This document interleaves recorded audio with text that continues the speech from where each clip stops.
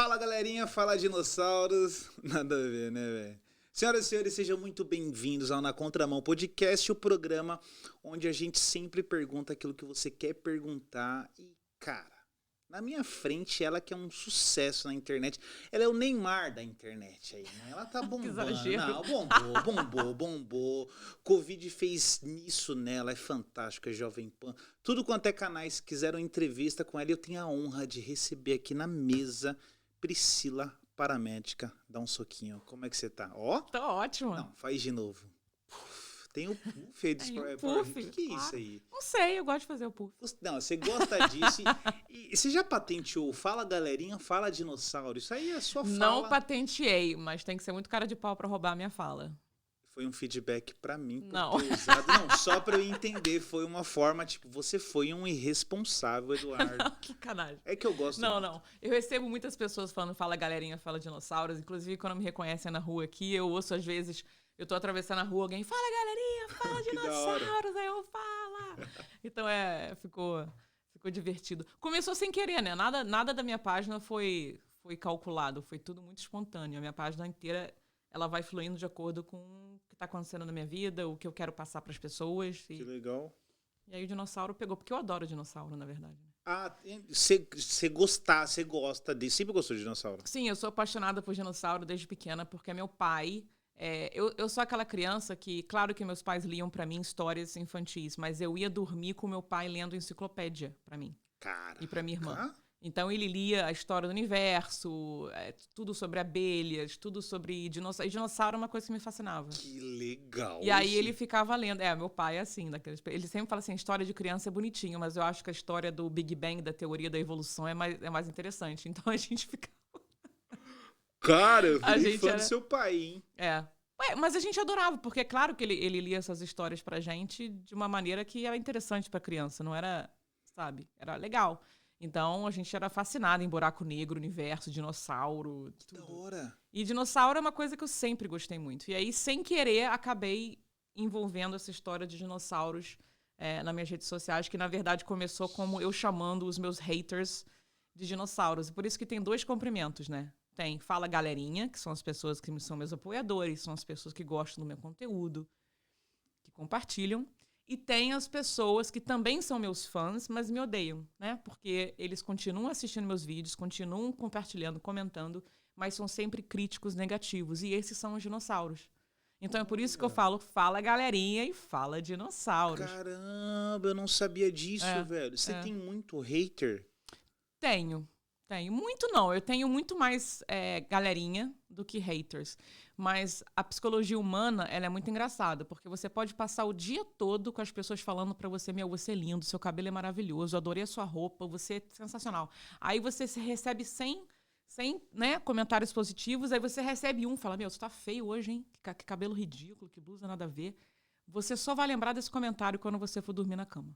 Não é verdade? Sim, cara. Porque a psicologia humana é assim. Então, assim, por menos haters que eu tenho, quando eu comecei a receber os ataques, né, eu ainda recebo às vezes, mas no começo muito mais, eu ficava lembrando, eu ficava pensando nisso. E eu falei, cara, mas isso não sou quem eu sou. Né? Esses xingamentos que eu recebo não me pertencem, né? Pertencem às pessoas que estão vomitando essas baboseiras. Então eu falei, eu vou usar isso para me fortalecer. Né, para mostrar para as pessoas que, apesar de eu ser vítima de bullying, isso jamais vai me colocar para baixo. Inclusive, foram os dinossauros que são responsáveis pelo sucesso da Priscila Paramédica Londres. Porque eu nunca deleto comentário. Eu nunca, sabe? São sempre ali para todo mundo ver. E é o que aconteceu. Como eu tenho, obviamente, um grupo de galerinha muito maior do que os dinossauros, nasceu, então, os caçadores de dinossauros. Que são pessoas que me seguem e que não admitem que exista bullying na minha página. Então, quando alguém faz um comentário ridículo, eles vão lá e falam, nada a ver você fazer isso, aí começam a ter aquele bate-papo ali com aquela pessoa dinossauro. E é interessante de ver, porque às vezes eu nem me meto, eu só fico olhando ali com a pipoca na... Tipo aquele meme do Michael Jackson, né? Comendo pipoca e a galera... Exatamente. E você falou de bullying, tipo... Que tipo de ataque você sofre desse hate? Os caras falam sobre o quê? Olha, gordofobia. Tá né? zoando. Porque eu sou acima do peso, sempre fui. E acho que sempre fui fofinha. Né? É claro que eu quero emagrecer, porque é bom emagrecer para questão de saúde, Mas ser atacada por isso, desde quando que uma pessoa fofinha tem menos inteligência ou capacidade do que outra pessoa? A não sei se for para ser atleta, né? Acho que realmente se eu entrar na Olimpíada, talvez não tenha muito sucesso. Mas no resto, tipo, sabe? E minha sexualidade, né? Que é uma coisa que eu não escancaro, mas não escondo. Sou lésbica, sim. Sou gay. E daí? Eu não uso a palavra orgulho porque, tipo assim, eu não tenho orgulho de ter o cabelo castanho, eu não tenho orgulho de ser branca, eu não tenho orgulho de ter o cabelo liso. Tipo assim, são coisas que eu nasci assim. Então, eu não acho que essa palavra orgulho é desnecessária, na minha opinião. Tá? Eu vou ter orgulho porque eu tenho o nariz no rosto. Tipo assim, você não nasceu com o nariz? Tipo, você não nasceu assim? Então, eu sou lésbica, eu sou gay, e daí? Isso não me define de maneira nenhuma, não me define quem eu sou, eu não me apresento dessa maneira, eu não viro e falo, prazer, tudo bem, eu sou Priscila, a lésbica. Tipo assim, daí? Ridículo. Então, assim, não me define, mas não escondo, né, a minha sexualidade. Ela não é escondida porque ela faz parte de mim, né? Também sou atacada por isso. Então, aí vem aquela linda frase, sua gorda sapatão. E aí vem, eu quero que você morra de Covid, eu quero que a sua família toda se ferre, que não sei o que é, assim. E são comentários tristes, né? Lamentáveis, mas... Na verdade, você me traz assuntos aqui que me dá várias possibilidades. Eu vou em um, depois eu volto em outro, mas eu tô pensando aqui. Eu te conheci, você produzindo conteúdo no momento do Covid, você trazendo informações científicas, informações com respaldo para sair do disse-me-disse. O que leva um ser humano que está vendo outra pessoa produzir um conteúdo com base científica a fazer um ataque? De quem que a gente está falando? São os negacionistas? Quem é essa galera? Que prazer sádico é esse? Deixa eu ir lá no perfil dessa moça que está produzindo conteúdo científico e vou chamá-la de gorda, sapatão. O que move? Olha, eu acho que tem dois tipos de pessoas. Tem aquelas pessoas que faltam argumento e vão atacar o que elas conseguem ver em você na esperança que vai te afetar. Porque quando te falta argumento, você fala coisas idiotas, entendeu? Porque você não tem o que falar. Então você tem a majoritária disso e você tem, sim, obviamente, aquelas pessoas que são negacionistas, mas quando a palavra negacionista é uma palavra complicada, né, de se falar, porque não é negacionista, é mal informado. Olha. Certo? Gostei. Uma pessoa que às vezes, por milhões de motivos, podem ser motivos educacionais. A pessoa não teve acesso a uma educação, a pessoa não sabe ler um conteúdo científico e ter aquele discernimento para saber se aquele conteúdo é real ou não, sabe? Como que eu vou virar para uma senhora que mal terminou o primário e chamar ela de negacionista porque ela acreditou numa fake news? Porque ela não teve as ferramentas para discernir se aquilo é verdade ou não. E ela compartilhou porque ela achava que estava ajudando. Então, assim, eu acho sacanagem chamar essa pessoa de negacionista, sendo que ela, coitada, ela não sabe. Então... Perdão, só fazer uma pausa no seu raciocínio que tá muito bom, só para não perder. E aquele que tem o dado, tem a informação e fala, isso não existe, isso é uma falácia, quase flertando com uma teoria da conspiração, ele entraria nesse grupo também? Ou também. Ele sim está negando? Ou ele está mal informado ou ele está negando? Tem as pessoas que não sei por quais motivos, mas aí tem N motivos pelo quais as pessoas às vezes tomam certas posições na vida que...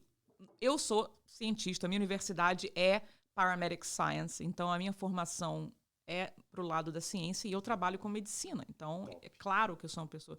Mas também sou uma pessoa espiritualizada. Eu acho que tem várias coisas que a gente não consegue explicar com a ciência e como é que vai explicar, né? Então, também não sou quadrada nesse sentido. Eu não sou aquela nerd louca que não...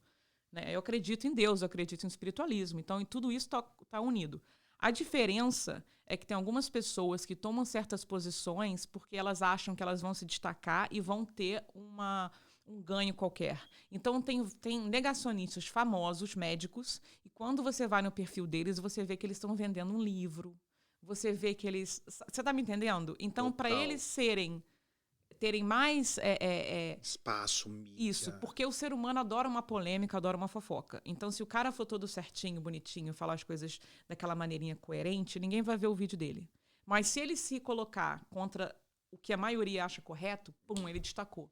se destacando, você consegue seguidor, você consegue... Você vê esses caras que fazem uma coisa horrorosa, que são presos, que fazem coisas loucas, que tinham 50 seguidores, daí depois disso fica 1 milhão de seguidores. Você fica, gente, o cara foi condenado, o cara é um assassino, é um estuprador, é um cara que bate mulher, aí de repente fica muito mais famoso porque... Então, assim, a fama, ela não é sinônimo de bondade, ela não é sinônimo de sucesso, entendeu?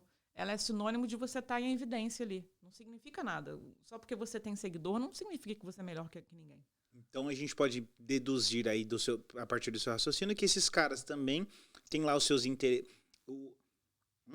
Entrou um pelo na minha boca. Eles têm um interesse também, sendo, fecha aspas, negacionistas, há um interesse também, seja da fama, seja de vender algum produto. Tem um interesse oculto, né? Porque tem pessoas que se posicionaram contra certos tratamentos, certos medicamentos, que foram, então, promovidos a ser um secretário da saúde de onde eles moram. Eita. Entendeu? Isso a gente tá falando de Brasil ou... Brasil. Aqui não tem essa babaquice. E são pessoas alinhadas a esse pensamento do atual governo? Seria mais ou menos isso? Olha, eu acho que... Eu sinceramente, não vejo um motivo coerente para qual um médico seria a favor de notícias falsas contra a vacinação, por exemplo. Sabe? Por que uma pessoa estudada teria esse posicionamento, né? Então, assim, é realmente preocupante. Então, eu acho que são ganhos pessoais, ganhos ocultos que aquela pessoa tem em falar aquilo. Porque todo mundo tem um nível de narcisismo, né? Existe o narcisismo patológico, que é obviamente uma doença, e tem o narcisismo que todo mundo tem, que é um pouquinho naquela coisa, tipo, né, eu quero aparecer, quero isso, quero fama. Sim. Mas tem pessoas que vão passar por cima de todo mundo, que não estão nem aí, contanto que eles saem por cima da carne preta, da carne seca, né? Que falam. Ou preta, eu gostei de terminar só pra quebrar o gelo. Falei errado. Mas só um detalhe interessante, ver no seu discurso sempre alguma coisa ligada à psicanálise, ligada à psicologia, você sempre faz uma citação, pensamento narcisista, o comportamento humano. Você tem paixão por essa praia de estudo também? Você estuda isso também? Sim, eu tenho uma paixão enorme pelo estudo do comportamento humano. Eu acho fascinante. Inclusive, os dinossauros foram um grande aprendizado para mim, o comportamento humano em relação a certa... Eu sou fascinada com o comportamento humano. Eu acho incrível de como... Cara, a Covid evidenciou tanta coisa pra gente, né? Como é que os seres humanos se comportam, histeria coletiva. Cara, a gente sempre soube de histeria coletiva, né? Mas agora vivemos uma histeria coletiva. Então, tipo assim... É surreal. Vivemos no presente. Esse verbo é que nós estamos vivendo agora. No começo, então, o meu vídeo que viralizou, né? Que foi o vídeo que foi mais de 40 milhões de pessoas no WhatsApp, em todo lugar. Meu Deus do céu. Eu tive mais visualização que o Justin Bieber. Caraca! Que é o meu guilty pleasure. Que foi o que lançou a Priscila Paramédica Londres. Falava justamente sobre isso, a histeria coletiva. Né? Eu falava o quê? Que eu fui no supermercado, não tinha papel higiênico, não tinha nada, as pessoas desesperadas, não tinha pão, não tinha macarrão, não tinha nada. Tava tudo, é como se o mundo fosse acabar. E eu falei assim, gente, a histeria coletiva ela é mais perigosa que esse vírus. Caramba. Ela é mais perigosa que esse vírus. A gente não pode perder a razão, perder o pé na realidade, porque o caos, quando a gente está num caos e quando a gente se vê num caos, a gente acessa uma outra parte do cérebro, que é a parte de sobrevivência, que é uma parte reptiliana, né? Então, a gente não consegue discernir. O discernimento de uma pessoa que tem ali um raciocínio assim, racional, você fica ali, não, porque isso aqui e aquilo ali. Você perde isso. Você só quer sobreviver. Então, esse pensamento é aquele pensamento que você vai no supermercado, só tem quatro pacotes de pão e você vê que tem um monte de gente esperando para comprar pão, você pega os 4 para você. Mesmo que você não vá precisar desses 4, você vai lá e compra. Por quê? Você está com esse pensamento caótico que não leva a nada. Então, a gente começou essa pandemia com esse pensamento caótico, em vez de parar para analisar o que a gente precisa fazer para melhorar as coisas. Né? Então, aquele vídeo nada mais foi do que falar isso. Gente, vamos acalmar, vamos ver o que vai acontecer, né? Vamos deixar de ser egoísta e ver o que está acontecendo. Aí viralizou. Cara, é muito legal. Vamos lá. E como é que foi para você? Beleza, postei o vídeo. Pá! O negócio começou... Como é que você fez? O que você fez? Foi dormir? Você foi fazer outra coisa? Como eu é que você tava sacou no trabalho, que o negócio explodiu? meu. Cara, foi muito louco. Eu nunca passei por isso na minha vida. Todo mundo quer viralizar. Sim, todo mundo. É o sonho. Hoje em dia, Sim. não é o sonho de ganhar na loteria, não. O sonho hoje é viralizar. Não, é sério. Muito boa. As pessoas, hoje em dia, todo mundo. Você vê uma criança hoje em dia, o que ele quer ser? Eu quero ser TikTok, eu quero ser. Então, assim, o sonho de todo mundo é viralizar. E quando aconteceu comigo, não é nada. Primeiro, eu não tinha esse sonho, né? Primeiro, não era um dos meus sonhos. Não era? Não era, não era. Eu fazia conteúdo já um pouquinho para ensinar sobre primeiros socorros e tal, ser uma pessoa comunicativa, mas não para esse intuito. Eu tinha a Priscila Paramédica Londres, ela foi criada no Facebook. O Instagram, eu não existia. O Instagram saiu depois que eu viralizei no Facebook. Uau! O Instagram, ele meio que nasceu por causa disso. Que interessante. O Instagram era uma página que não tinha nada. Sabe, a página foi... Mas você postava no Insta ou você nem postava? Eu postava no Instagram, mas tá. eu não tinha... Cara, eu devia ter, assim, 20 seguidores. É ridículo, sabe? Não existia. O Instagram tava ali, Mas eu postei o vídeo, tava no trabalho. Eu tava esperando a emergência. Aí o vídeo já tava no meu telefone, porque eu não filmei naquele dia, né? Ah, legal, O vídeo já tava no meu telefone, tinha uns dias. Eu falei, vou postar. Aí postei. E aí, fui atender um paciente, quando eu voltei, meu telefone tava explodindo. Eu falei, cara, o que é isso? Aí já tava, assim, com 60 mil visualizações em 1 hora. Meu Deus, 60 mil visualizações em 1 hora. Eu pirei. Eu falei, cara, que loucura. Aí daqui a pouco meu telefone, tum. E gente mandando WhatsApp pra mim, em 24 horas foram, sei lá, 500 mil. Aí foi 1 milhão, 2 milhões. Eu falei, caraca, que Não, tá mas pera, você já foi pra lá. Mas e nesse momento, 60 mil, como é que... Aí você falou, você já pensou, tipo, cara, vou ter que produzir mais conteúdo, acho que o negócio deu bom. Não. Você não teve esse pensamento estratégico, não. assim, tá? Primeiro eu fui bombardeado com mensagens positivas, assim. Muitas pessoas concordando comigo, falando, o momento da gente tem que ver o que vai acontecer, a gente tem que, né, manter a calma. E aí, de repente, no dia seguinte, acho que no mesmo dia, mais tarde, eu comecei a receber muito ódio. Assim, as mensagens de ódio começaram a aparecer. Os dinossauros já... Porque eu falei, o que é? Porque naquele vídeo, eu falo assim, eu fui no site da OMS e peguei os dados da OMS. Boa. Certo? Todos os dados. O que era Covid, que era da família, E a Covid, ela se apresenta, os sintomas dela se apresentam como uma síndrome gripal. Né? Uma síndrome gripal. Na medicina, a síndrome gripal é isso, uma síndrome gripal, não a gripe. A gripe é uma coisa. A síndrome gripal são doenças que se apresentam como uma gripe, mas não são gripe. Que nada mais é que a Covid até hoje, concorda comigo? Que quando as pessoas estão com Covid, elas não sabem se elas estão gripadas ou se estão com Covid. Então, a Covid continua sendo uma doença que se encaixa nesse perfil de síndrome gripal, certo? Deixa eu só entender melhor. Quando a gente fala síndrome gripal, você possui os sinais e os sintomas de uma gripe, mas você está com Covid. Não, a síndrome gripal é qualquer doença que te dá sintomas que são parecidos com uma gripe, mas não são gripe. Outro exemplo fora Covid? Ai, meu Deus, agora eu não consigo pensar, mas... Rinite alérgica. Obrigado. Síndrome gripal. Ótimo. Certo. Rinite alérgica, resfriado. Tem várias doenças que começam assim e depois evolvem para uma coisa mais séria. Tem até câncer que às vezes começa com síndrome gripal. E depois, assim, aí depois a pessoa vai entender que, na verdade, por exemplo, a pessoa que tosse, não passa nunca, depois vê que tem um câncer de pulmão. Então, assim, a síndrome gripal é um palavreado muito jogado na área médica e a gente nem pensa quando a gente fala. Mas não é um palavreado que é falado normalmente na sociedade. Então, quando você fala isso, as pessoas entendem o quê? Gripe. Porque não sabe o que é síndrome, nunca ouviu. Então, que você falou que a Covid não é uma gripe. Eu falei, gente, eu nunca falei isso.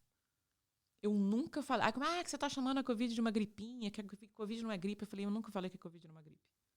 Né? Eu falei que é Covid como se fosse uma gripe, né? Um síndrome gripal, não é uma gripe. Pegaram esse...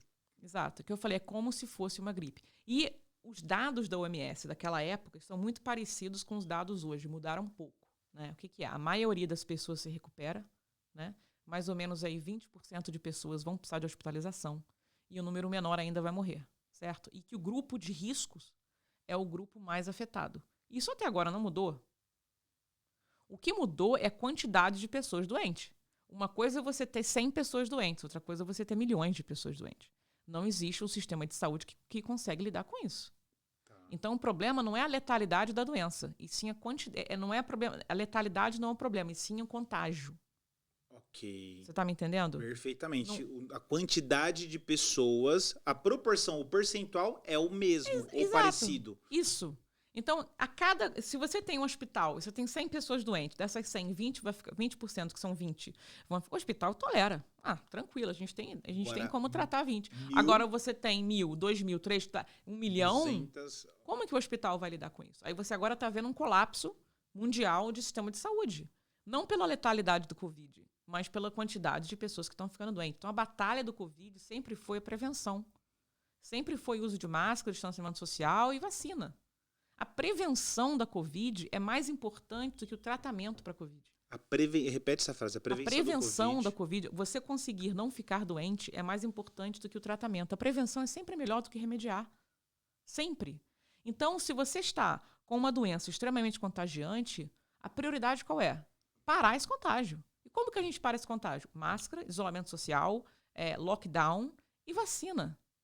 Isso é cronologicamente a maneira correta. Aí, depois que você resolveu isso, agora vamos ver medicamento. E é exatamente nesse ciclo que a gente está agora. Nós estamos agora no ciclo de medicamentos estão saindo. Medicamentos antivirais estão saindo. Certo? Tudo tem a sua ordem cronológica correta. Perfeito. Tá? Então, agora a gente está nos antivirais. É muita página aí. Agora, quando a gente fala de medicamentos antivirais, nós estamos o quê? Falando de medicamentos que previnem o contágio. É basicamente isso? Ou o que é um antiviral? O antiviral, ele não previne o contágio, ele previne a multiplicação do vírus dentro de você. Porque a doença, ela só se prolifera quando o vírus entra em você e começa a se multiplicar. Quanto mais multiplicação ocorre, mais sintomas você tem, mais doente você fica. Saquei. Então, se o vírus entrar em você e tiver estéril, ele não consegue se multiplicar, que é o que a vacina faz também, né? Impede isso, ajuda nisso, né? Você não fica doente. Você não desenvolve doença. Então, você tem a vacina, que ajuda nisso. O que a vacina faz? A vacina, quando você é contagiado, a vacina reconhece o vírus e já está preparado para destruir aquele vírus. Tá. Então, quanto mais vírus ela destrói, menos replicação de vírus ocorre, certo? Perfeito. Então, a gravidade da doença é reduzida. Tá. Essa é a finalidade da vacina finalidade e a da lógica vacina, de trabalho isso. dela. A vacina jamais impede que você contraia o vírus. É isso que as pessoas têm que entender. A vacina, ela impede que você tenha sintomas e que você fique muito mal. Agora, aquele contágio, ele acontece. É igual se você usar um colete à prova-bala. Você vai levar o tiro, vai bater em você. Não vai? O tiro não vai bater em você? Ótima analogia. Só que você usando o colete à prova de balas, as chances de você ter ali um tiro no seu coração e te matar é muito menor do que alguém que não está usando o colete. Mas você vai levar o tiro, você vai ficar com roxo aqui, vai doer, não vai? Caramba! Porque quando você leva um tiro de colete, você sente. Então, essa ilustração é muito importante, porque eu posso estar vacinado, ter vacina e eu posso contrair o vírus, a chance dele se multiplicar é menor porque eu tenho a vacina. Sim. Exemplo 1. Sim. O medicamento antiviral, que não é uma vacina, é um medicamento antiviral, ele vai atuar também. Você pode contrair o vírus, mas ele vai atuar para que ele impeça que o vírus se multiplique dentro de mim. Seria isso? Exatamente. Então, a perfeição disso é o seguinte. Primeiro que esse medicamento não substitui a vacina. Ele é um aliado à vacina. Então, você já está vacinado, ou você, por um acaso, não foi vacinado porque você não pode. Tem gente que tem tratamento de câncer que não pode vacinar. Tem pessoas que têm doenças autoimunes que a vacina não funciona. Enfim, por N motivos. Se você está ou não vacinado e pegou a Covid, se você tiver esse medicamento entre o primeiro dia e o quinto dia de apresentação de sintomas, você vai ter uma redução de carga viral. Então, a sua chance de desenvolver Covid grave é ainda menor. Então, você está me entendendo? A Covid, ela vai virar uma doença totalmente tratável.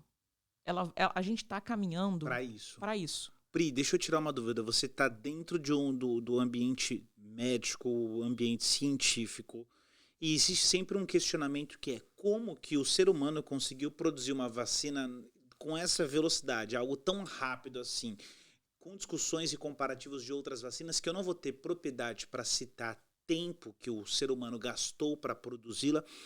Como que a gente explica isso de uma forma prática e lógica para o cara que tem esse argumento? Eu não vou tomar a vacina porque como é que ela pode ser tão eficaz sendo feita em um espaço curto de tempo? Cara, essa pergunta é irritante. Porque eu te pergunto assim, como é que era o teu telefone há 10 anos atrás? Interessante. Como era o teu telefone? Não, Você nem tijolo, lembra. Exato. A tecnologia avança muito rápido, tá? Então, o primeiro ponto aí, a tecnologia que a gente tinha 100 anos atrás é totalmente diferente. 100 anos atrás demorava, mó tempão pra fazer uma vacina, claro. Não tínhamos a mesma tecnologia. Número 2, o dinheiro move montanhas. Quanto mais você joga dinheiro numa coisa, mais rápido você vai ter um resultado daquilo. Então, você agora tem o mundo inteiro jogando dinheiro na pesquisa para vacina. Nunca na história da humanidade uma vacina teve tanto investimento. Uau. Certo? Com investimento a gente tem o quê? Profissionais. Então, em vez de você ter, vamos supor, 10 cientistas, agora temos 10 milhões de... Você tá me entendendo? Cientistas. Total. Então, assim, como que... A chance de... Exato. Como que você tem tecnologia, dinheiro, mão de obra, e agora você tá reclamando que foi rápido demais? Você é doido? Tipo assim, não faz... Esse argumento é muito errado.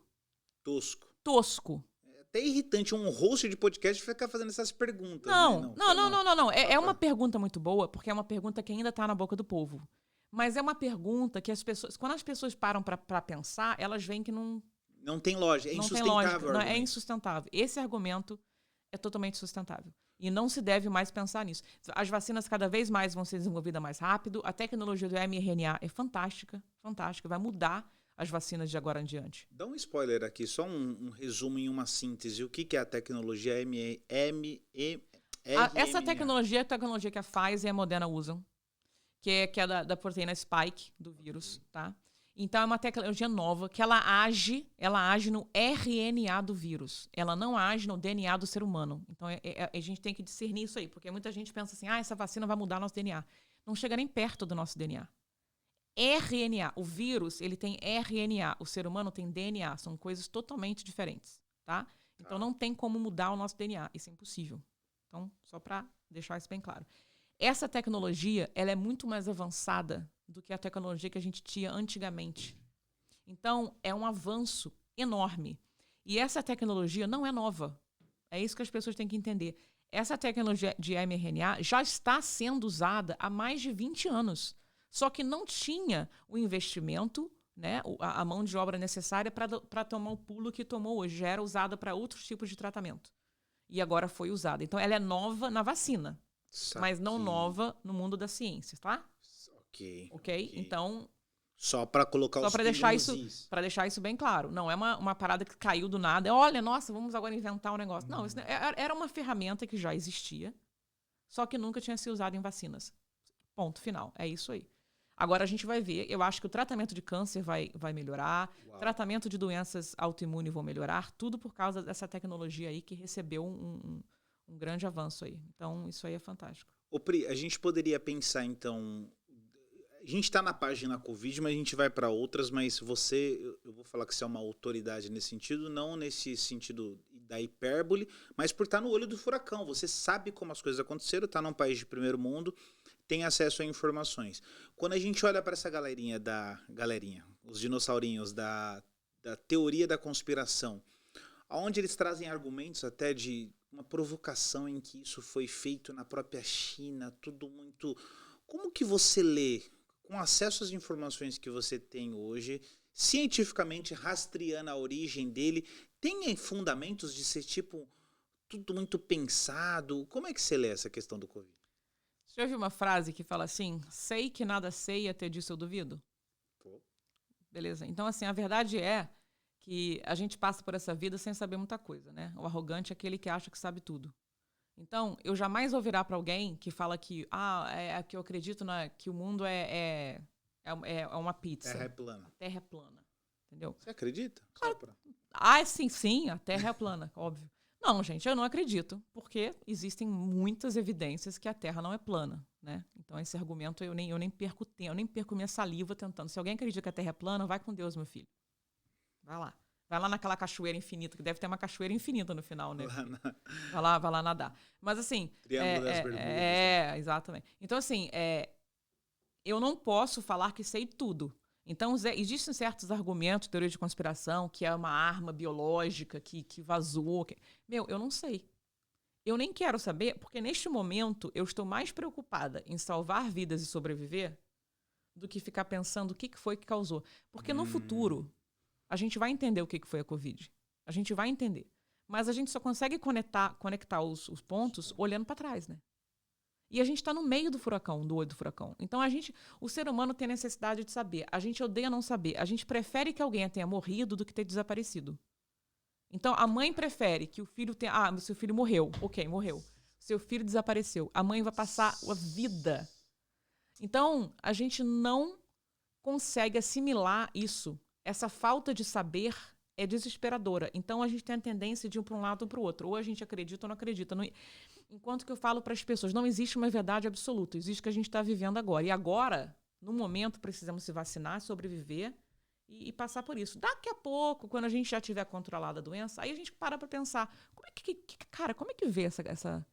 O que foi que causou esse negócio? Porque, assim, você pensa no tsunami, né? Você imagina o tsunami vindo, né? Você tá vendo aquela onda gigante, aí você fica parando para pensar. O que será que gerou esse tsunami? Muito boa. Meu, eu vou sair correndo igual uma louca para achar um morro para subir. Eu não vou ficar pensando. Qual a origem disso, hein? Sabe? Então, nesse momento, tipo assim, que se dane o que causou o Covid. Eu quero sobreviver a esse negócio. Depois, a gente para filosofar sobre os motivos disso. Mas nesse momento, não é um momento de filosofia nenhuma. Essa é a minha visão. Eu gostei muito desse raciocínio. É. Nós estamos ainda em uma pandemia? Sim. A gente tá. Ilusão achar que não, né? E é uma ilusão muito perigosa. Extremamente perigosa. Eu tô de máscara no metrô, tô de máscara em lugares públicos. Fui no cinema ontem de máscara. Sempre. Uau! E vacinada, obviamente. 3 vezes vacinada. 3 vezes. E nunca tive Covid. E tá ainda se precavendo de e todas as tomei formas. a vacina da gripe também, há 2 semanas atrás. Essa é nova, essa daí é vacina da gripe? Sim, eu tomo vacina da gripe todo ano. Tá. Porque faz parte do meu trabalho, né? Eu sou muito vulnerável à gripe porque eu sou lido com gente doente, né? E a gripe é uma doença horrível, né? Mata muitas e milhares de pessoas todos os anos. E eu não quero passar a gripe para um paciente vulnerável meu. Então, eu tomo mais para proteger as outras pessoas do que para me autoproteger. Porque se pegar gripe, eu vou sobreviver. Não tem por que eu morrer de gripe. Mas os meus pacientes vulneráveis... Então, eu acho que esse pensamento de coletividade é que falta nas pessoas que são contra a vacina. A pessoa fala, o corpo é meu, a decisão é minha. Então, é muito egoísta pensar assim. Porque a vacina não é só para salvar a sua bunda, não. É para todo mundo que está à sua volta. Porque tem gente que não pode vacinar por motivos sérios. Tem pessoas que realmente não podem, que não têm a sorte que você tem de se vacinar. Porque tem câncer, porque tem um problema, porque não podem. Aí vem o idiota, que a Terra é plana, que tem a conspiração do Covid, não vamos vacinar. Deixa de ser egoísta, né? Sabe? Vai falar isso para um paciente de câncer que não pode se vacinar. Fala na cara dele que o paciente mais queria era poder estar no teu lugar e se vacinar. Cara. Entendeu? Você acha que deveria ser obrigatória a vacina? Pois é, aí é outra questão, né? Porque entra muito na questão do... eu nunca vi uma vacina ser obrigatória na minha vida. Tá. Né? Mas também nunca vivemos uma pandemia do que a gente está vivendo agora. Interessante. O governo britânico, não sei se você viu, falou que a partir de abril, todas as pessoas que trabalham na área da saúde vai ser obrigatório. Que se não vacinar, vai perder emprego. Olha aqui, olha. Não tinha visto esse dado. Então, isso aí é complicado. É muito... Cara, eu não sei onde... Eu já pensei tanto sobre isso. Parte de mim acha que sim, que deveria ser obrigatório, porque vai proteger os inocentes, né? E vai forçar os idiotas a se vacinarem. Mas outra parte de mim pensa que o investimento na educação e conscientização é mais importante. Porque quando você força alguém a fazer alguma coisa, aí que a pessoa não quer mesmo. Então, eu acho assim, em vez de gerar pessoas querendo se vacinar, eu acho que vai aumentar mais o movimento anti-vacina. Se você forçar, você tá me entendendo? Tudo que eu te forço, você não quer. Você se opõe. Então, como eu gosto de psicologia... Vai lá, gosto. Então... O lado psicológico é esse. Se eu forçar você, entendeu? Você nem quer aquilo. Se eu vou te forçar... Você adora feijoada. Feijoada é o meu prato predileto. Se me forçar a comer, eu não quero. Entendeu? Saquei. Porque a gente é assim. O ser humano é assim. Forçou, vai dar merda. O movimento antivacina aqui, ele é forte? Ele é forte. Tanto que o sarampo é uma doença que voltou a existir na Inglaterra por causa dos antivacinas. Caramba! O sarampo tinha sido erradicado e agora não está mais. Ainda temos sarampo aí. Crianças ficando surdas, crianças morrendo, crianças ficando debilitadas por resto da vida porque os pais acreditam que a vacina da sarampo causa autismo. Tem essa lenda que eu não sabia, tem essa associação Uma lenda aqui. ridícula. É uma conversa para outro dia, né? Já foi provado que não é. Causa autismo, é o argumento. É. Ô Pri, e outra coisa, também é estranho você falar pra mim que... É estranho não, é a lógica da vida, mas existem amigos seus, companheiros, no sentido de profissionais da saúde, que não tomaram vacina. Sim. Nossa. Não, eu tenho pessoas que eu amo, que eu considero pra cacete, que estão na minha vida, assim, há 20 anos, e que não vão se vacinar, que são contra a vacina, e não adianta eu conversar com eles. Então, eu fiquei assim, eu me recuso a deixar de ser amigo de alguém porque a pessoa votou em alguém que eu não gosto ou porque essa pessoa é antivacina. Porque eu fiquei pensando, cara, eu preciso valorizar tudo que a gente já viveu de amizade até esse momento. Caramba. Tipo assim, eu fico pensando, mas o cara votou num cara que eu não gosto, ou o cara é antivacina, né? Eu falo, eu não vou abrir mão dessa amizade, porque eu tenho que pensar em todas as outras coisas, e famílias também que estão sendo agora divididas por coisas assim. Eu conversei com essa minha amiga minha e falei, olha, eu amo e te respeito demais, cara. Então vamos fazer o seguinte, não vamos conversar sobre vacinação quando estivermos juntas, porque você tem a sua visão e tem a minha. Isso não vai mudar. Então a gente vai ficar discutindo, entendeu? E pra quê? E a gente tanta coisa legal pra gente lembrar, pra gente viver, pra gente sair. A gente combina em tudo que outras coisas, entendeu? Interessante isso. Então eu tenho essa visão compreensiva, assim. Eu penso assim, a gente pensa diferente, não significa que a gente não pode ser amigo, né? Você preferiu preservar a amizade do que transformar isso num ringue e cada um ficar no seu lado. Porque a polarização praticamente fez isso com as pessoas. Sim, preservar a amizade, sim. Agora, fazer amizade nova é diferente. Se eu conheço alguém que fica toda hora falando mal da vacina, que fica toda hora fazendo apologia a pessoas loucas, eu não vou. Por que eu vou ser amigo dessa pessoa? Não vou, né? Agora, uma pessoa que se mostra diferente, que já tá na minha vida há vários anos, famílias, tá? Cara, a minha família é um exemplo, né? Muitos votaram em pessoas que eu não concordo. Votaram. Eu vou deixar de ter tio, pai, mãe. Tipo, como assim? Vou deserdar minha mãe que me criou porque votou em alguém que sabe, nada a ver isso. Você, assim, o pouco que a gente conversa aqui, eu identifico, eu já querendo fazer uma análise do comportamento humano, mas identifico uma pessoa que tem tranquilidade com posicionamentos, já fez alguns registros aqui que eu quero voltar neles. Você falou sobre votar. E aí, naturalmente, a gente tem um Brasil polarizado hoje, né? Quando a gente fala de Bolsonaro, fala de Lula, e a gente tem um posicionamento de um presidente. Eu não sei se eu posso dizer que ele é anti-vacina, mas ele é um cara que não se vacinou, pelo menos é o que ele diz, né? Ele não se vacinou.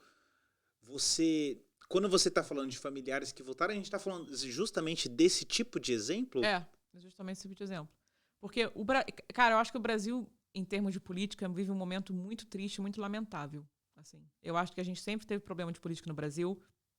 Eu não lembro de um presidente que me representasse até hoje. Interessante. Entendeu? Então, assim, não é nada novo ter um presidente que não me representa na presidência. Agora, essa polarização, esse ódio que está acontecendo, eu nunca vi no Brasil. Eu sempre vi as pessoas divididas, mas nesse nível que está agora, eu não lembro. Claro, eu tenho 39 anos de idade, pode ter acontecido antes da minha vida. Mas, assim, eu não lembro. Entendeu? Agora, eu acho triste isso. Porque só porque você é contra o presidente da República, não significa que você é a favor do outro. Certo? Então, isso está acontecendo muito, isso. Tipo assim, se você não gosta do presidente Bolsonaro, você é a favor do Lula. Cara, o que tem uma coisa a ver com... Se eu virar pra você falar, eu não gosto de feijoada, é porque então eu sou a favor da moqueca? Bife é boa. Tipo assim, não, posso não gostar da moqueca e da feijoada, e daí?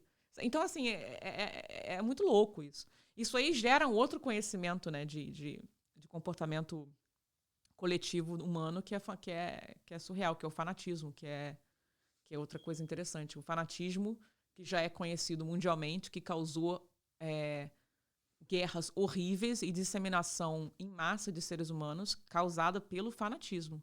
O fanatismo é assassino, ele é perigoso. Sim. E a gente vive um momento de fanatismo no Brasil e que é muito perigoso. E muitas vidas foram perdidas devido ao fanatismo, mais até que Covid, né? Ô Pri, outra coisa, eu vou transicionando aqui, mas é que eu não posso perder essa pauta. Hoje, olhando você fazer uma afirmação que você fez, eu sou lésbica, você é mulher, você está numa posição profissional que entenda-me bem aspas, mas é invejável, é um lugar que se chega, é uma paramédica, isso aqui tem uma representação social absurda No Brasil, praticamente, você faz um papel literalmente de um médico, que é o que você faz aqui hoje, né? Como que você lida? E aí tem o fator dos haters, você falou da gordofobia, mas eu queria ficar nessa esteira aqui. O lesbianismo e a posição profissional. Como que é para você essa dentro de um país de primeiro mundo? Como é que você lida com isso? Ou o que você mais ouve vem ainda do nosso Brasil? Bom, primeiro que a posição de paramédica é a profissão, que é uma profissão registrada aqui, que tem universidade e tudo, não existe no Brasil. Então, primeiro eu sempre pontuo isso de uma maneira carinhosa, porque o meu respeito ao SAMU e as pessoas que trabalham no SAMU é infinito. Eu não tenho palavras para descrever como eu tenho orgulho da galera que faz o SAMU. Que lindo.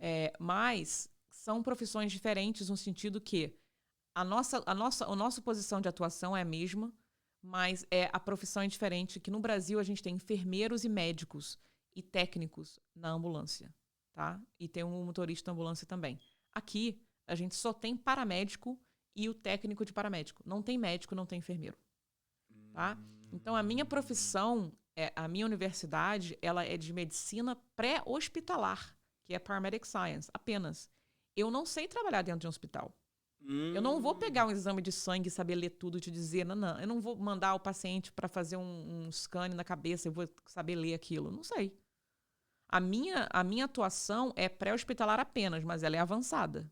Entendeu? Eu sou focada naquilo. É isso que eu sei fazer. Tá. Eu vou dentro da sua casa, dentro do carro, no meio da rua, onde você estiver, e vou salvar a sua vida. Vou tentar salvar a sua vida. A minha atuação é fora do hospital. O paramédico, ele está fora do hospital. Louco. Tá? E o médico, o enfermeiro é dentro do hospital. Aqui no Reino Unido é assim.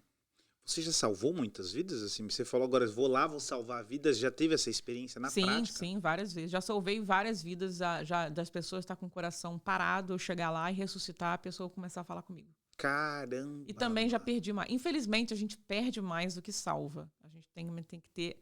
Né, quem quer entrar nessa profissão, saiba que você vai perder mais do que ganhar.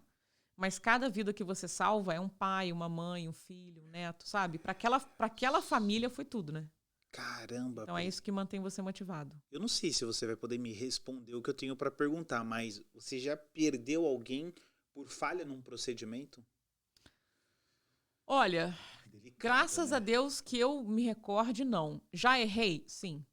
Que legal assumir. Sim, claro. Já errei. Acontece. Acontece. A gente, cara, me ponte um ser humano que não tenha falhado.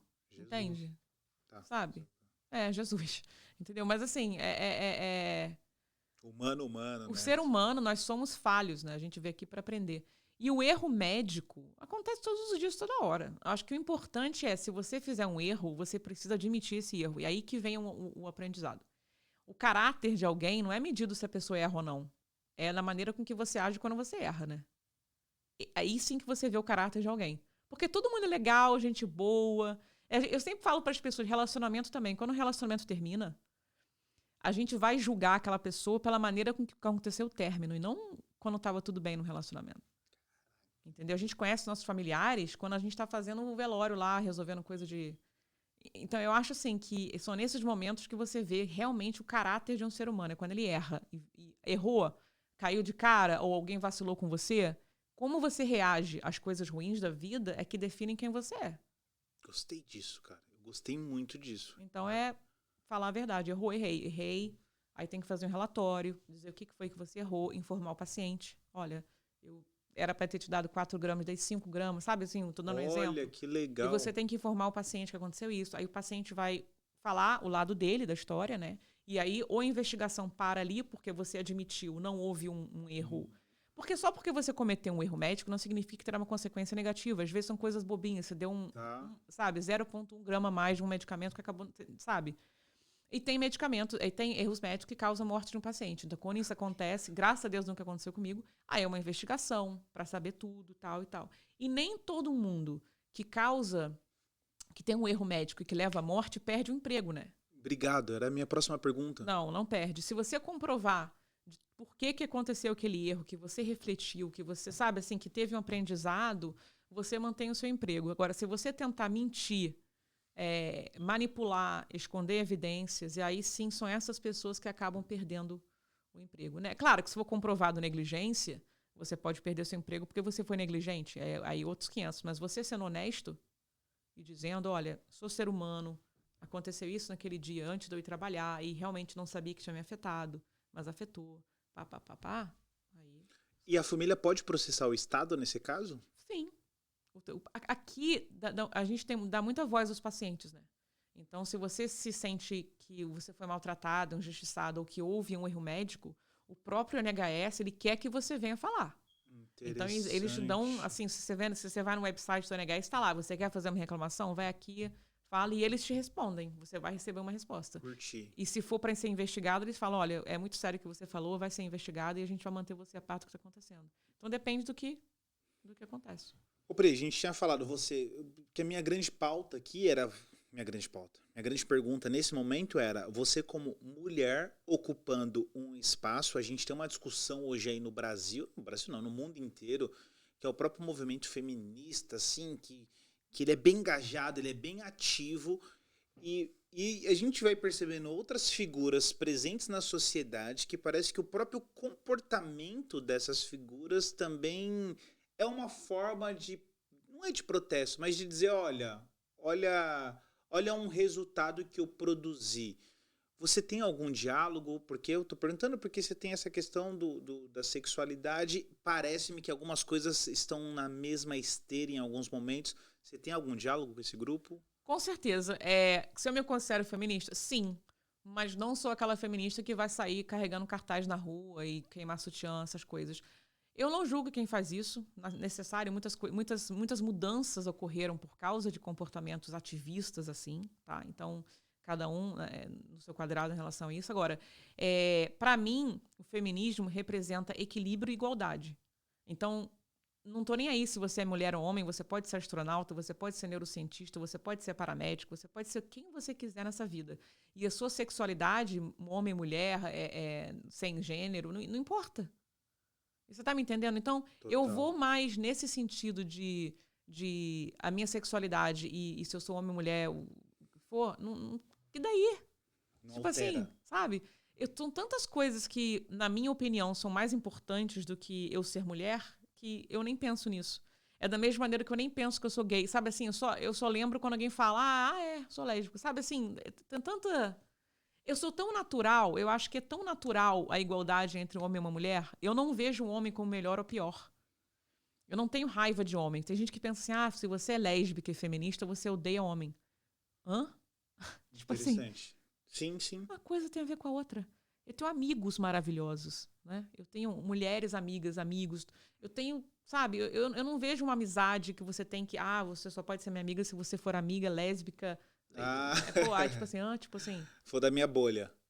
Eu não tô... Tanto que uma vez eu parei pra analisar que eu tenho muito amigo hétero, né? Muito. Meus amigos héteros são muito mais que meus amigos gays. E eu nunca nem tinha notado. Olha só, eu não tinha notado isso. Não era um tipo de filtro que você faz, Sim. né? É a expressão natural da vida. Eu nunca parei pra notar. Nunca parei pra notar. Que geralmente eu sou a única lésbica do meu grupinho de amigos. Que a gente sai pra sair, eu sou a única gay ali. Eu nunca parei. Pra você ver que é tão... natural pra mim que não me importa. E sempre foi? Você sempre se... não sei como é que é. Se você se descobre, se você se entende, se você se percebe, se você... Sim, qual é a melhor expressão? Eu sempre fui muito autêntica, né? Desde pequenininha. Sempre fui muito autêntica. Sempre fui muito forte. Eu sempre fui aquela pessoa que ou você gosta muito de mim ou você realmente não gosta. Porque eu tenho essa posição, tipo... Eu sou a Priscila. Gostou? Legal. Não gostou? Tô nem aí. Eu sempre fui assim. Sempre fui assim. Eu não sou uma pessoa que fica em cima do muro, não. Eu tenho a minha opinião. Mas eu digo, talvez não fui claro na pergunta. Quando você se entende como, eu gosto de meninas mesmo. Minha sexualidade, ela é... A minha sexualidade sempre foi uma questão difícil pra mim quando eu era pequenininha. Tá. Porque quando eu era pequenininha, quando minhas amigas estavam todo mundo apaixonando pela professora, eu estava apaixonada pela professora. Que louco. Quantos anos isso? Novinho, né? Sei lá. Quando você tá... Sabe quando você começa a ver... Eu acho que no Brasil a sexualidade é muito cedo, né? Infelizmente. Muito. Comparado aqui. Aqui as crianças são muito inocentes. Cara de crianças do Brasil não são muito inocentes, não, assim. Eu já devia ter uns 9 anos. Já tava afim da minha professora. Já de olho, né? Afim que eu digo, quero andar de mão dada, quero, sabe? Sim, não tinha... Não é sexual. Mas assim, já tinha essa... eu vou casar com ela. Sabe assim, quando você é pequenininha e você brinca de bonequinho, eu ficava, eu e a minha professorinha, nanã. E eu ficava, gente, que estranho, por que eu sou única? E eu não sabia o que era lésbica, o que era gay, não sabia naquela idade. E aí que eu fui começando a descobrir. Aí teve um momento que eu tive nojo de mim, né? Que eu falei, tá errado isso. Tá totalmente errado eu gostar de mulher. Que loucura é essa? Porque tá errado. Aí eu queria porque queria ser hétero, assim. Eu fui numa missão. A minha missão foi, vou ser hétero. Nossa! Aí virei uma galinha. Pensei, aí eu já adolescente. Aí beijava na boca dos meninos e não sei o quê. Aí eu não parava de falar, né? Ai, que eu adoro menino. Ai, quero comer ele é gato. Até um exagero, assim, sabe? Foi até exagerado, né? Que louco! Eu tentando me convencer, né? Que eu não era fim da Xuxa, mas era apaixonado pela Xuxa. Mas assim, sabe? E aí chegou, quando eu tinha 14 anos, eu olhei pro espelho. Isso ocorreu, isso é real, assim, não é metáfora, não. Sim. Eu olhei pro espelho e falei, sou bissexual. Porque naquela época era o que eu entendia, não, sabe? Eu achava muito extremo ser um outro, né? Inclusive, até hoje eu meio que acho isso, né? E eu olhei pro espelho e falei, sou bissexual. E naquele momento, eu falei, meu Deus, que delícia poder falar isso pra mim, né? Que e agora louco. foi aí começou a história de ter que falar para meus amigos, para minha mãe. E aí aos poucos eu fui falando. A minha mãe é psicóloga, né? Então para ela foi, é uma fase. Ela não sabia também. Eu também não sabia. E aí acabei que com 18 anos eu percebi que eu gostava muito mais de mulher, que a mulher me completava muito mais, sabe? Que eu não sentia a mesma coisa pelos meninos, né? Por mais que eu sentia atração com 18, eu tinha atração sexual por homem e mulher, não importava. Tá. Agora, aquela Sentimento. aquela cumplicidade, aquele amor, aquele carinho, sabe? Eu tinha com mulher.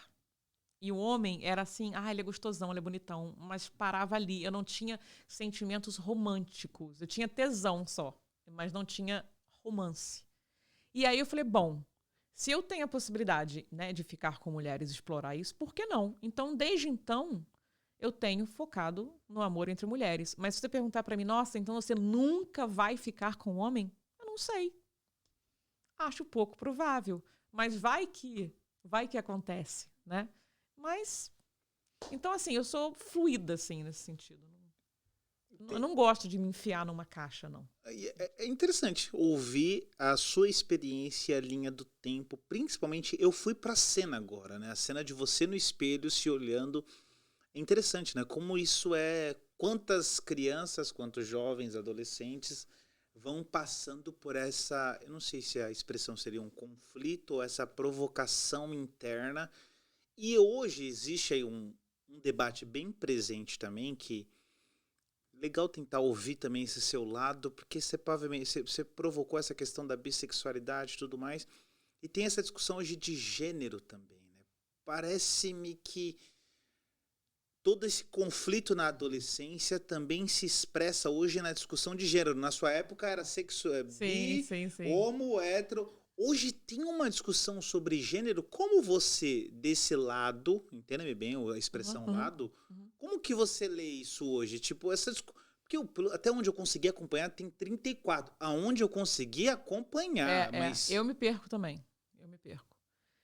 Eu acho que todo mundo é único, né? Todo mundo é único. Eu acho que a gente tentar se classificar é errado. Eu acho que a gente está tão preocupado em participar de um grupo, a gente precisa ser isso aqui. Não, então se você não é isso aqui, você é isso aqui. E aí vai criando... Eu acho que a comunidade LGBT, que o plus, que vai aumentando, né? Eu até peço perdão, porque eu não lembro. Cada dia aparece uma sigla nova, com todo respeito, tá? Mas a gente quer tanto participar da sociedade e ser igual, que a gente está cada vez mais distanciando, entendeu? Porque eu fico assim, meus amigos héteros, eles estão perdidos. Porque ao mesmo tempo eles não querem me ofender, eles ficam assim, Pri, o que é isso aqui? O que é o quê no LGBTQ+. O que é o plus? Eu falo, cara, também não me pergunte, porque eu já me perdi. Interessante. Né? Porque eu sou Priscila. Eu não me encaixo em nenhuma daquelas letras ali. E aí? Eu sou o quê? Vou criar o P. O P é Priscila. Tipo assim. Então, assim, eu não me ponho uma regra, sabe? Porque a partir do momento que você fala, eu sou essa letra, parece que você precisa ser... Ai de você se não cumprir as regras daquela letra, entendeu? Se você é isso, você precisa se comportar assim. Você precisa fazer isso, você precisa fazer aquilo. Eu quero fazer o que eu quiser. Então, eu não me encaixo em nenhuma das letras. Se você quiser, se você tem a necessidade, porque aí a necessidade não é minha, é sua, né? Se a pessoa tem a necessidade de me encaixar, me encaixa no L de lésbica. Entende? Isso aqui. Se você fica confortável em me encaixar numa letra, eu vou me identificar mais com a letra L. Eu entendi muito Mas bem. também me identifico com várias outras ali. Se eu fosse uma criança nascendo hoje, eu seria non-binary, que é o não gênero. Se eu tivesse nascido hoje, eu me identificaria assim, como sendo queer, que é o quê, tá vendo? Né? Porque eu acho que é o mais balanceado de todos, né? Na minha opinião, assim, tipo, não gênero. Por que a gente tem que ficar negócio de azul pra menino, rosinha pra menina, essa palhaçada toda? Não gênero é basicamente isso, né? Exatamente você é quem você é. Você não precisa entrar numa... Eu não sou homem ou eu não sou mulher. Eu sou um ser humano. Exato. Não gênero. Exato. Porém, eu fico pensando assim, caraca, se do nada agora eu sair pras pessoas, ter que explicar pra elas que eu não sou ela, que eu sou ele, meu... Eu não tenho paciência. E no mundo, a minha vida é o seguinte, eu escolho as minhas batalhas. Tem várias coisas que me irritam, assim, que eu penso, vou agora, mas são as poucas que eu resolvo botar o pé no chão, sabe assim? Cara, vou isso botar é o pé. Essa aqui, esse valor aqui pra mim eu não abro mão. Mas a maioria das coisas que eu não concordo, eu deixo passar. Porque eu não posso deixar, se eu deixar tudo me estressar, você imagina como é que eu vou viver a vida? Como que eu vou? Eu me identifico muito com o que você falou. Então eu escolho. Eu falo, não concordei com você, mas não tô nem aí de debater isso contigo. Aí eu saio fora.